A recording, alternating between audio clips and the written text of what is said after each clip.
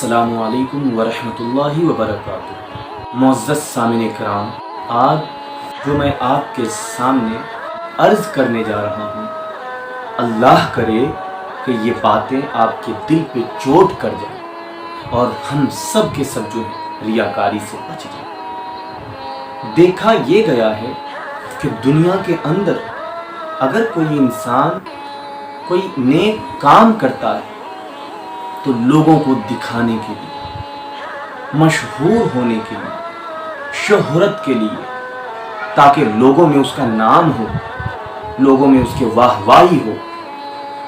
आप देखे होंगे कि बहुत ही कम ऐसे लोग हैं जो सफ़ेद पोश हैं, जो भी काम करते हैं तो सिर्फ़ और सिर्फ अल्लाह तबारक व तआला की रज़ा के लिए, कि रब तबारक व तआला मेरे काम से बस खुश हो, राज़ी हो जाए, मेरा दुनिया भी संवर जाएगा और आखिरत भी संवर जाएगा। यहाँ तक कि देखा गया है कि आप जिस जगह भी रहते हैं, हर जगह का हाल ऐसे ही है कि लोग अगर किसी की मदद भी कर रहे हैं तो उसमें दिखावा,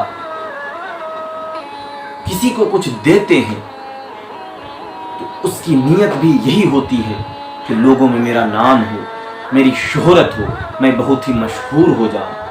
इसीलिए हर इंसान को रियाकारी से बचना चाहिए। रियाकारी, दिखावा, चाहे ज़र्रा बराबर भी क्यों ना हो, जिस काम में ज़र्रा बराबर भी अगर रियाकारी शामिल है तो वो काम क़यामत के दिन रब तबारक व तआला उन सारे आमाल को इंसान के चेहरे पे मार दे। इसलिए हमें और आपको हमेशा ये ख्याल रखना चाहिए कि जो भी हम छोटी से छोटी नेकी करते हैं उसमें दिखावा बिल्कुल भी ना हो। आप किसी पर एहसान करते हैं तो एहसान करके भूल जाए, कभी उसे ये ना कहे कि हमने आपके साथ ये मामला किया था, हमने आपकी फला वक्त फला जगह पे ये मदद की थी। रियाकारी ये इतना बड़ा गुनाह है और ये इंसान को कहाँ तक ले जा सकता है। आप इस हिकायत से अंदाज लगाएं। हज़रत शेख सादी रहमतुल्लाहि ताला अलैह फरमाते हैं कि एक शख्स था जो हमेशा कोई काम करता तो दिखावे के लिए, लोगों में मशहूर होना चाहता था और ये सोचता था कि लोग मुझे अल्लाह वाला कहें, लोगों के दिल में मेरी इज्जत हो। एक दिन वो शख्स एक बादशाह का मेहमान बना तो बादशाह ने उस इंसान से कहा कि आज का खाना मेरे साथ ही आपको खाना है। वो शख्स रुक गया।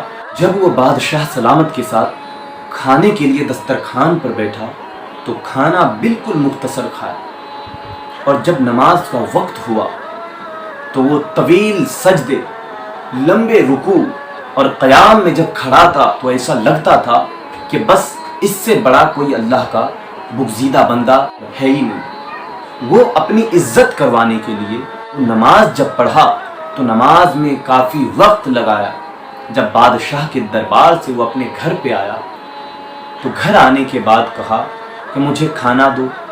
तो उसके बेटे ने कहा कि अब्बा हुजूर, अभी तो आप बादशाह के दरबार पर मेहमान थे और बादशाह के दस्तरखान पर आप बैठ करके खाना खा करके आए हैं, क्यों आपको अभी भी भूख लगी है?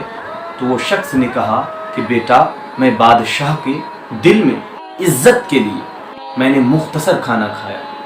तो बेटे ने कहा कि फिर तो आपको नमाज भी फिर वापस से पढ़नी होगी, इसलिए कि आप नमाज भी बादशाह को दिखाने के लिए आप पढ़े होंगे। रियाकारी अगर ज़र्रा बराबर भी दिल में आ जाती है तो वो सब का सब जो है यहीं रह जाता है और इंसान यहाँ ही दुनिया के अंदर ही रुस्वाओ जलीलो खार होकर के रह जाता है और आखिरत में मौला तबारक व तआला उन तमाम नेक कामों का अमाल भी नहीं देगा।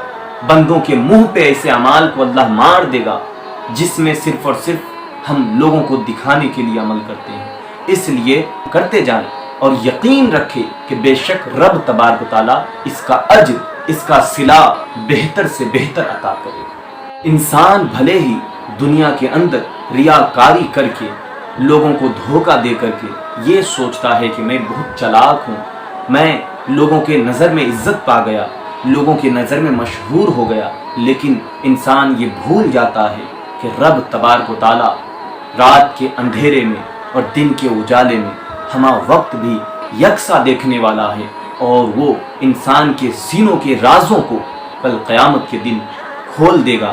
اس لیے ہمیں اور آپ کو چاہیے کہ ذرہ برابر بھی ہمارے اندر ریاکاری اگر ہے تو ہم اپنے دل سے نکال کر کے پھینک دیں۔ رب کی بارگاہ میں دعا ہے، رب قدیر ہم تمام مسلمانوں کو ریاکاری سے، حسد سے، جھوٹ سے، غیبت سے بچنے کی توفیق عطا فرما۔